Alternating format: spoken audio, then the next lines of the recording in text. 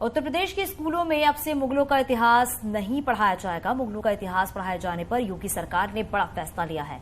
12वीं के सिलेबस में बदलाव किया गया है। यूपी सरकार का फैसला यूपी बोर्ड और सीबीएसई बोर्ड दोनों पर लागू होगा।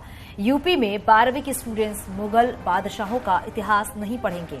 यूपी बोर्ड और सीबीएसई बोर्ड के शैक्षिक सत्र 2023-24 के पाठ्यक्रम में बदलाव किया गया है। इतिहास की किताब से कुछ पाठ जो है वो हटा दिए गए हैं। मुगल दरबार के पाठ को हटाया गया है और इसके अलावा 11वीं की इतिहास की किताब से इस्लाम का उदय, औद्योगिक क्रांति, संस्कृतियों में टकराव और समय की शुरुआत पाठ हटाए गए हैं। वहीं नागरिक शास्त्र की किताब से शीत युद्ध और अमेरिकी वर्चस्व का पाठ हटाया गया है।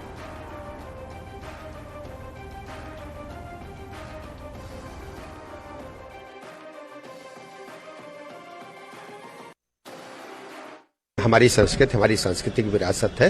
हम अपने सभी नई पीढ़ी को अपनी विरासत से परिचय कराना चाहते हैं। पुराने काल में हमारी संस्कृति से लोगों को वंचित किया जा रहा था, लोगों को बताया नहीं जा रहा था। हम अपनी असली संस्कृति को लोगों तक पहुंचा रहे हैं।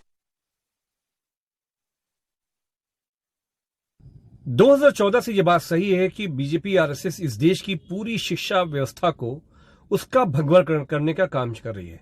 लेकिन जो अभी ये मुगल काल का जो इतिहास मिटाना, इंडस्ट्रियल रेवोल्यूशन का इतिहास मिटाने का मकसद सिर्फ और सिर्फ ये है कि 5 अप्रैल को दिल्ली में पूरे देश भर से लाखों किसान दिल्ली में संसद को घेर रहे हैं और इस देश के शहंशाह से पूछना चाहते हैं, शहंशाह साहब, हमारी एमएसपी का क्या हुआ जो आपने वादा करके हमको धरने से उठाया था? हमारी जो नरेगा की 600 रुपया प्रतिदिन की डिमांड है, मांग, उसका क्या हुआ? शहरों में युवा रोजगार चाहता है।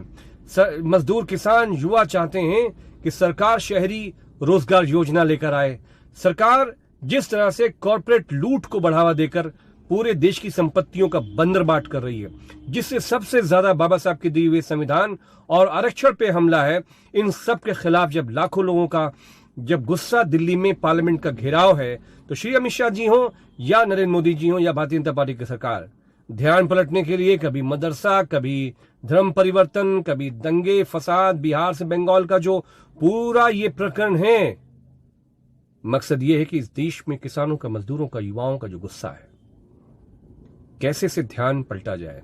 लेकिन अब ध्यान नहीं पलटने वाला, क्योंकि इस देश का युवा, किसान, मजदूर 2024 में सरकार पलटने वाला है। और चलिए यहां पर रुकेंगे एक छोटे से ब्रेक के लिए। खबरों का सिलसिला आगे भी जारी रहेगा।